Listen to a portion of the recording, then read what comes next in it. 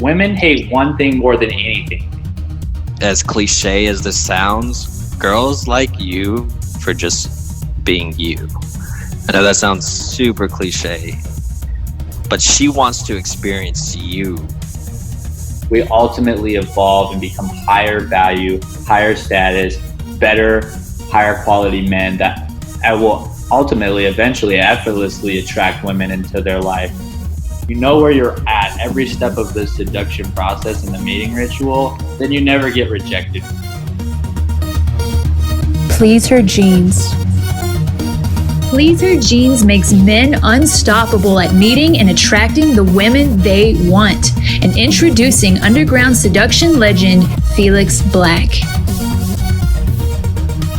So here's one rule of that's super important. And there's so many different parts of this, like we can never really cover in one call. But one of the main things I will say is that when you go up and you talk, women hate one thing more than anything. They hate awkwardness. They hate feeling awkward. You know what I mean? And the only thing that's going to make them feel awkward is if you don't have something to talk about. If you start asking them questions and they get to talk, then make it easy for them to talk to you. There's no awkwardness there. The only awkwardness is in hesitation or, you not valuing your time, you stopping the floor. They want you to be high status. They want you to be confident. They want you to lead them through a conversation. Because women, what do women always say? I am waiting for the man of my dreams. Yeah. They're waiting for you, dude. They want you to approach. Yeah, exactly. The woman wants you to come up and literally, figuratively sweep her off her feet in her words. She wants you to lead her through an interaction. She wants things to just happen. She wants to have amazing sex. She wants to have a connection with a man. And even if she's in a relationship with a man, it probably sucks.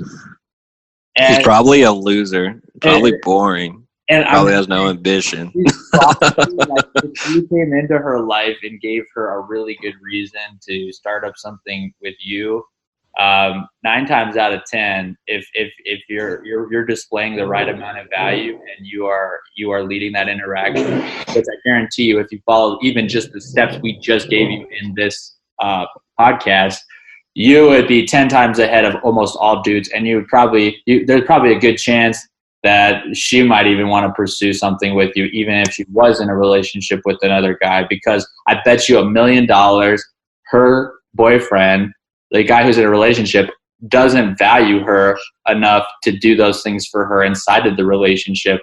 And she is like thirsty in the desert. And I use this metaphor a lot, like thirst in the desert. So like if you go without something that you need, whether that's like sexual, like food, water, the whole Maslow's hierarchy of needs, relationships, friendships, whatever, your body starts to starve. It starts to literally be like thirst in the desert. And the more days you walk through the desert without water, the stronger that desire becomes. And they might not even... The more thirsty you get. And it's below the surface. It's not even like surfacing. They may not even realize how thirsty they are. But then when the first watering hole comes available, all of a sudden all of that comes up all at once, all that thirst, all that. Yeah. They'll drink. And so we talk more about that with like relationships and stuff and how to maintain great relationships in other stuff. But the main thing when you're first starting out is like, if you're that water in the desert for her, you're mindful, you're talking to her about something she's passionate about, you're giving her the attention and focus and being present with her, and you're leading her to a new experience. That's what women want. That right there, that's going to lead to connection. And even if you don't hook up, which, you're going to have added value to her life by giving her a cool experience. And you're going to have a fun experience too. You're going to have a good time too. Exactly. And you're going to and you're going to feel great about the experience. That's why we always talk about the 7 hidden keys, because if you know where you're at every step of the seduction process and the mating ritual, then you never get rejected. Because ultimately, if her body language turned a certain way and things happen where it didn't actually get to line, because maybe she's married, maybe she is happily married. well, then she's just going to feel good that you came over and talked to her about her Buddha bracelets and everything like that. And you had a cool connection. You're like, hey, really great to meet you. And you can leave. And there's no, guys get rejected. Women hate rejecting men. They do. They hate it. It makes them feel awkward and uncomfortable. It's weird. It's weird. And so they want you to just be aware. They just want you to be aware. And as long as you're aware of where you are, you'll never have to be rejected because they don't want to reject you. And then you can exit it really gracefully. Like, hey, hey, it was really good talking to you about your bracelets, have a great day. Just let you really lucky guy. You know what I mean? And make sure you let him know. You know what I mean? And then it's respectful and no hard feelings. Everybody's good. You know what I mean? And she's going to still find you attractive, even if she didn't take you home. She's still going to have wanted to take you home, but she is just trying to be faithful or whatever. So, I mean, there's well, maybe she has kids. I don't know, but I don't even view it as a rejection anymore. Like there's people have this harsh idea of like some terrible rejection where she slaps you in the face. Like they've probably seen some BS on a movie and they think that's going to happen to them in real life. And that's the furthest from the truth. Like I've never been slapped in the face. Like I've done some outrageous stuff. I've gotten a drink poured on me, but I've never been slapped in the face by a woman. Right. And that's the thing. Yeah. Yeah. And I agree with you 100%. If you know the mating ritual steps, it helps because then you're aware of it and you know when to exit before it gets to that point. Because girls only reject when you've been pushing, and you jump way ahead of the steps. You were supposed to start in step 1, but now you're on step 5, and she's like, "Whoa, dude, way too fast! Like, what the fuck?" And then she feels weird and creeped out, and she's like having to like reject you to get you to back the fuck off. You know what I mean? Exactly. See, that's another key phrase that girls say too. Things are just going way too fast, or it's just way too fast. Like guys don't see the signals. Guys don't see the post signs. She's giving you warnings. She's probably giving you several warnings, but you just speed over those speed bumps like they don't even matter. Mm-hmm. You got to be aware. I think they're like, "Oh, I'm being persistent," but really they're just being unaware. Creepy. There's that same girl in that same situation, they would have followed through the steps. It would have flowed naturally, and it would have created an experience for the woman, and she would have been way more than happy to go home with you that night, because she ultimately wanted to, but you fucking ruined it. You know what I mean? Yeah, the 7 hidden keys is pretty much a roadmap. Like you're gonna know what the green lights are, what the red lights are. Like you're gonna see all the signs. It's just it's pretty self-explanatory. Like after you read the 7 hidden keys, it's crystal clear. It's crystal clear. What about you, man? Anything else you want to add to that? Like about approach anxiety? What else are we missing here? Oh man, I mean, we can add so much, man. But do you want to call it or give them one more tidbit? Let's see here. What do we got? We'll get a bonus one. I got one. Okay. So this is something I learned actually in high school. And high school is kind of like that phase where you really don't know who you are and you're just experimenting. But I learned that, as cliche as this sounds, girls like you for just being you. I know that sounds super cliche, but she wants to experience you. She doesn't want to experience a character. She doesn't want to experience, some random movie star. She wants to experience you. Now, when I say she wants to experience you, let me give you a concrete example. If I'm approaching a woman and that day I feel, let's say I'm just not having a good day. I feel sad, but like everybody here should be doing, you take the actions anyways, even when you don't feel like it. I go approach a woman, my day hasn't been going good. And I'll straight up say, hey, I thought you were cute. You look nice. I like your Buddha bracelets. Let's go with Buddha bracelets. I'm not feeling the best, but I had to come over and talk to you, or otherwise I would kick myself in the foot. Blah, blah, blah. just be straight congruent. Like, be honest. Like, if you're not feeling that great, you don't have to roll in like the boss, like, or pretend like you're the boss.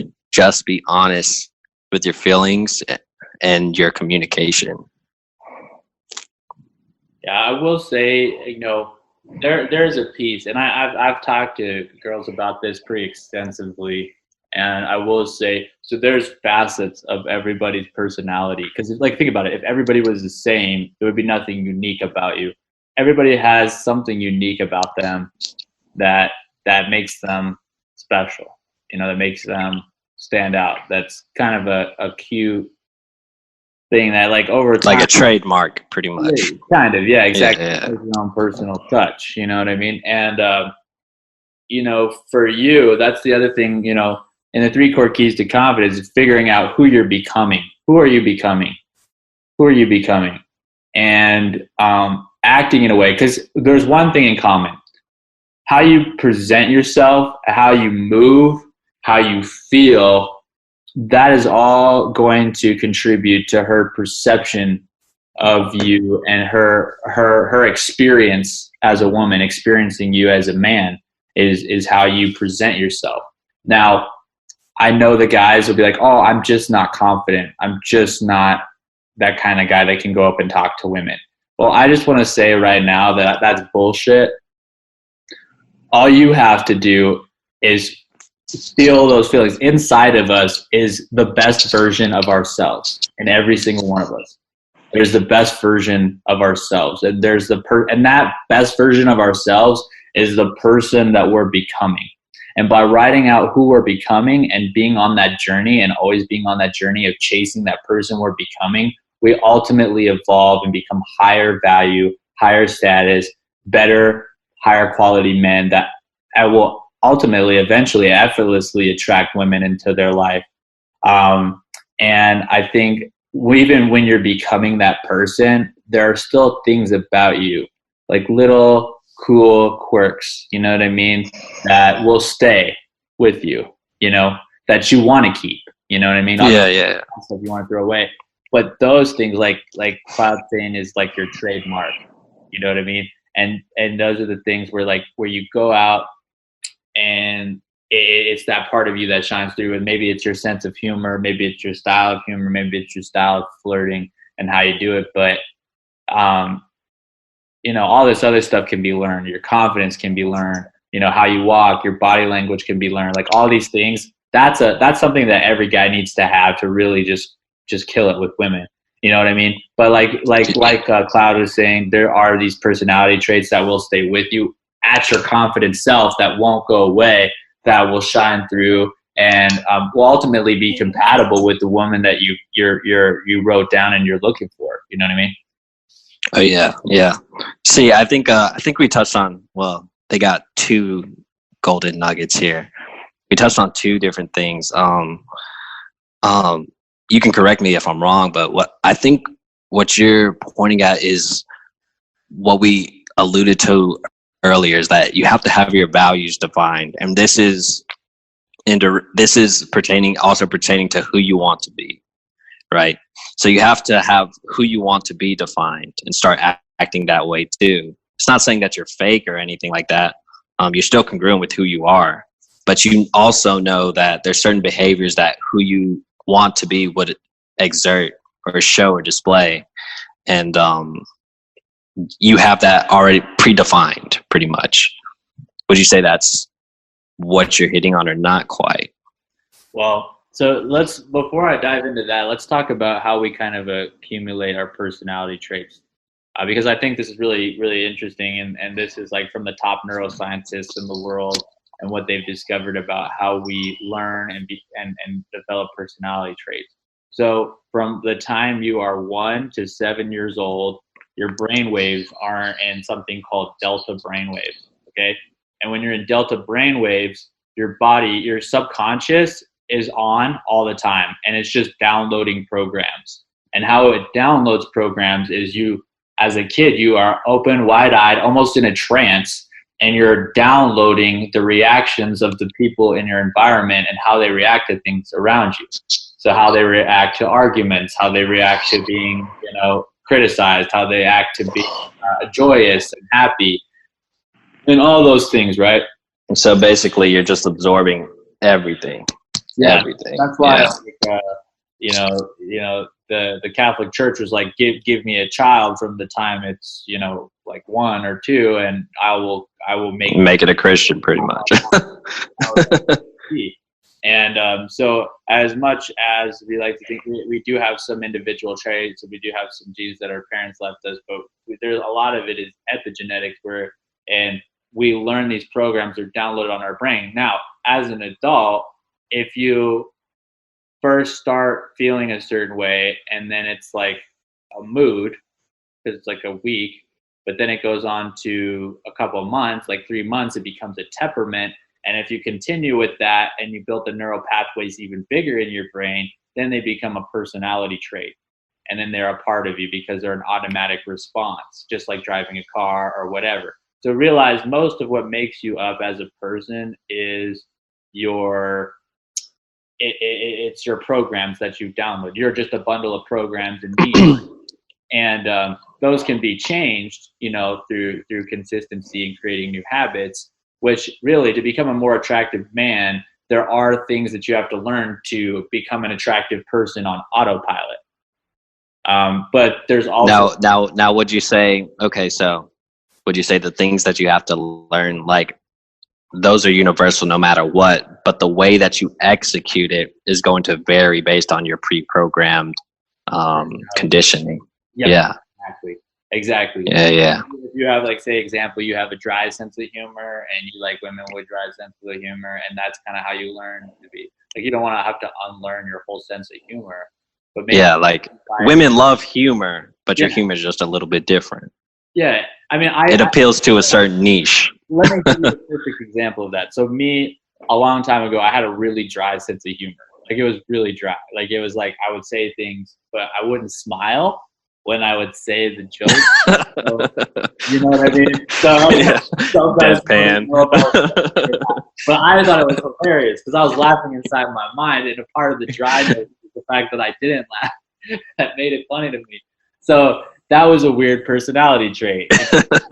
and so I had to learn, through feedback, that you have to smile when you tell a joke so people know you're fucking joking. And that one thing I changed as a habit, now that I do, it drastically increased my effectiveness with my sense of humor, with women, with everything, even in general. Because now when I say a joke, I smile and I laugh a little bit, or I smirk, and then people know that I'm joking. It's a joke. So yeah. Mastering your body language is huge, but it's still, my dry sense of humor is still there, but I just figured a way to work with it in a way that was going to... That's more attractive. It was more attractive and was going to communicate value to people. You see what I'm saying? And that's the thing. You know what I mean? That's good. We'll probably do a podcast on personality traits another time.